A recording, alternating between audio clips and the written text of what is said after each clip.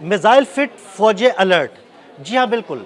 America की जानिब से ईरान में फौजी कार्रवाई की धमकी के बाद ईरान का भी करारा जवाब। आगे क्या होने जा रहा है, क्योंकि अमेरिका ने अपने तमाम शहरियों को ईरान छोड़ने की वार्निंग भी जारी कर दी है। क्या अमेरिका ईरान पर हमला करने जा रहा है और ईरान इसका क्या जवाब देगा? आमिर रज़ा मेरे साथ मौजूद है, उनसे बात करते हैं। आमिर भाई, हर 12 घंटे के बाद सूरत हाल तब्दील होती जा रही है। क्या होने जा रहा है? अमेरिका ने नई वार्निंग जारी कर दी अपने शहरियों को, ईरान ने भी पूरी तैयारियां शुरू कर दी हैं, क्या होगा? देखिए, सबसे पहली बात तो ये है कि आपने बिल्कुल ठीक कहा कि अमेरिका ने अपने शहरियों से कहा है कि वो ईरान से निकल जाएं, चाहे वो तुर्किया के रास्ते निकलें या किसी दूसरे सरहदी मुल्क से, आर्मीनिया से, किसी भी सरहदी ममालिक के निकलना चाहते हैं तो यहाँ से निकल जाएं। पाकिस्तान के रास्ते भी निकला जा सकता है।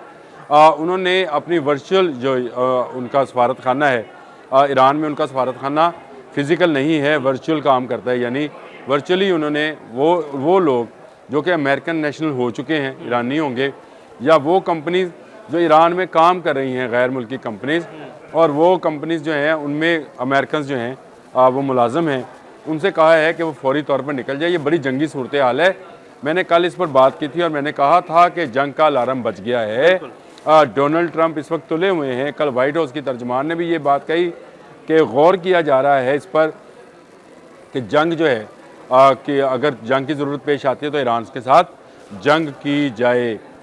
जेडी वैंस जो नायब सदर हैं अमेरिका के, उन्होंने अपने मावनीन के साथ ये दरख्वास्त की है डोनाल्ड ट्रंप से कि वो अभी जंग के मुतल्लिक जो है ना सोचें। लेकिन जो सूरत हाल जो इस वक्त नज़र आती है, जो मीडिया जिस तरह से उसको पोर्ट्रे कर रहा है, डोनाल्ड ट्रंप जो हैं वो इस बात पर बिल्कुल आमादा नज़र आते हैं कि वो ईरान में कोई ऐसा ऑपरेशन करे जिस तरह से उन्होंने वेनेजुएला में किया था। इसके लिए उन्होंने जो उनके थिंक टैंक्स हैं, जो आर्मी के उनके थिंक टैंक्स हैं, उनसे उन्होंने रिपोर्ट भी मांगी और ब्रीफिंग भी ली है। ये वो सूरत हाल है जो बहुत ख़तरनाक है। दूसरी तरफ वो ये कह रहे हैं कि ईरानी जो क़यादत है वो उनके साथ राब्ते में है, लेकिन वो ये समझते हैं कि ईरान के मामला जो हैं वो इस तरह से कंट्रोल नहीं होंगे। इसका मतलब ये है कि वो जंग पर आमादा है। अभी उन्होंने ताज़ा बताज़ा जो है टैरिफ आयद कर दिया 25% ऐसे ममालिक पर जो ईरान के साथ तिजारत करते हैं। वो कौन से ममालिक हैं? चीन है, रशिया है, भारत है। और यानी 25%। तीन बड़े ममालिक तो हो गए ना ये। 3 बड़े ममालिक हैं जो उसके साथ तेल का लेन देन करते हैं, और अगर उन पर 25% टैरिफ आता है तो उनके लिए तो ये तेल महंगा साबित होगा।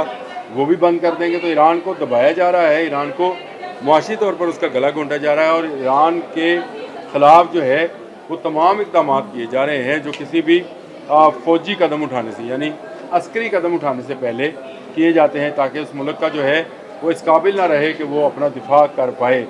ये एक सूरत हाल है, ये एक जाल है, वेब है जो कि फेंका गया है ईरान के ऊपर।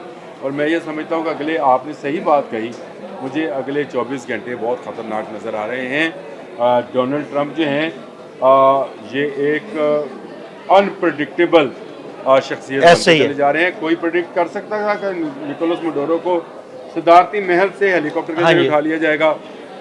उसने कर दिखाया।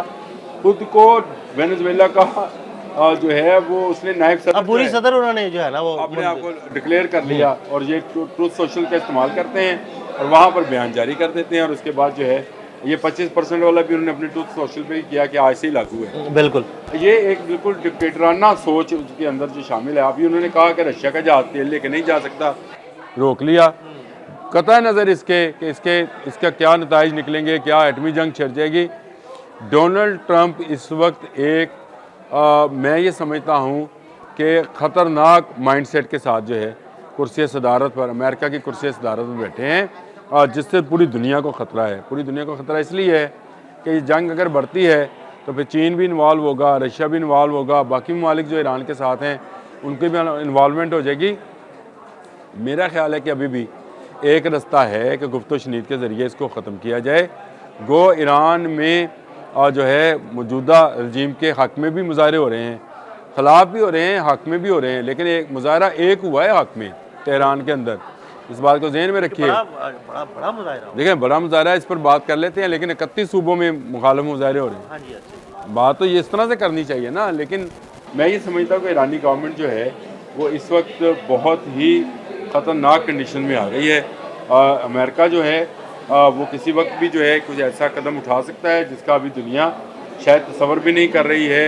अभी बयानात तो देख रही है, लेकिन जब कल वो ख़तून वाइट हाउस की जो तर्जमान है वो जब मीडिया के सामने आई तो मैं सुन रहा था उनकी बात, तो उनका वो जो लहजा था वो बहुत ही हाकमाना किस्म का लहजा था। ऐसे ही। ईरान के मतलब जब जिक्र कर रही थी तो वो ये बताना चाह रही थी कि डोनाल्ड ट्रंप जो है वो इस बात का फैसला कर चुके हैं कि ईरान पर जंग मुसल्लत की जाए, और वहाँ पे रजीम चेंज का जो है वो किया जाए, और इससे अवाम जो है, वहाँ की अवाम जो है, जिसको वो अपने अल्फाज के अंदर बहादुर और अपने अल्फाज के अंदर जरी अवाम कह रहे हैं और बहुत सारे दूसरे अल्फाज उनके अलकाबात दे रहे हैं कि वो वहाँ पर आने वाले किसी भी इन्वेडर को जो है वो वेलकम कर सकते हैं। और हम सारी सूरत हाल को बहुत करीब से देख रहे हैं, डोनाल्ड ट्रंप बहुत करीब से देख रहे हैं और जल्द फैसला करेंगे। ये जल्द फैसला है, ये मुझे अगले 18-24 घंटे के अंदर अंदर होता नज़र आता है, क्योंकि ईरान को दबाकर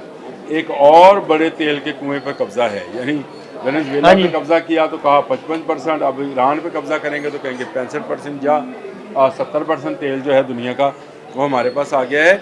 और इसके साथ साथ खलीज फारस का कंट्रोल भी इनके पास आ जाएगा। जो खलीज फारस का कंट्रोल आ गया तो देखिए, खलीज फारस से तो कतर, दुनिया का राब्ता, हाँ जी, सारा सऊदी राब्ता अरब, वहां से तेल के बहुत गुजरता ज्यादा है, वही कंटेनर्स गुजरते हैं। उसी समुद्री हदूद के अंदर से, नाटिकल माइल से अंदर अंदर से ही ये लाइन है जिसको ऑयल लाइन कहते हैं मिडिल ईस्ट की, ये गुजरती है। और यहाँ पर आकर बैठने का मतलब ये है कि उसने गर्दन से दबोच लिया बिल्कुल ऐसे ही। पूरे मिडिल ईस्ट को। हाँ जी। तो ये ईरान, ये उसका मतम नज़र है। और अगर वो वहाँ पर अपनी हुकूमत कायम नहीं भी करता है तो फिर रज़ा शाह पहलवी की हुकूमत कायम करता है, जो उसके पास बैठा है, और बैठकर वो ईरानी गवर्नमेंट के ख़िलाफ़ जो है और सारी कार्रवाई में शरीक है। दिखाया यही जाएगा कि वहाँ के लोगों ने जो है रजीम चेंज की है, दिखाया यही जाएगा कि रज़ा शाह पहलवी जो है ईरान का ही बंदा है, उसको ईरान में ही दोबारा बादशाहत मिल गई है। लेकिन असल में वहाँ पर अमेरिकन कंपनीज, अमेरिकन अड्डे ये कायम किए जाएंगे और ईरान से हमेशा हमेशा के लिए इस्लामी इनकलाब से व्यवस्था तमाम चीज़ों को जो है निकाल दिया जाएगा। दोबारा से वो शाह वाला रजीम 79 से पहले वाला रजीम जो है वो नज़र आना शुरू हो जाएगा। ये एक ऐसी सूरत हाल है जिस पर मैं समझता हूँ कि दुनिया को अब खामोश नहीं रहना चाहिए। ये अक़वाम मुत्तहिदा में मज़म्मती बयान जारी करना या वहाँ पर खड़े होकर तकरीर करना, ये काम ख़त्म हो गया है। अगर रशिया और चाइना को ईरान बचाना है तो उन्हें सामने आना होगा, नहीं तो अमेरिका जो है वो तुला बैठा है तो वो ईरान पर भी कब्ज़ा कर ले, जिस तरह उसने वेनेजुएला पर कब्ज़ा कर लिया। इस वक्त वेनेजुएला में वेनेजुएला वालों की हुकूमत है, लेकिन कब्ज़ा अमेरिका का है। तो यही सूरत हाल ईरान के साथ भी चाहता है। ये एक मैं समझता हूँ कि खतरनाक है। बहुत शुक्रिया आमिर रज़ा जी। बिल्कुल, आमिर रज़ा ने बड़ी तफसील के साथ आपको बताया कि अगले 12 से 24 घंटे बड़ी अहमियत के हामिल हैं और इसमें अमेरिका कुछ भी कर सकता है। अदील अहमद और आमिर रज़ा को इजाज़त दीजिएगा। अल्लाह हाफ़िज़।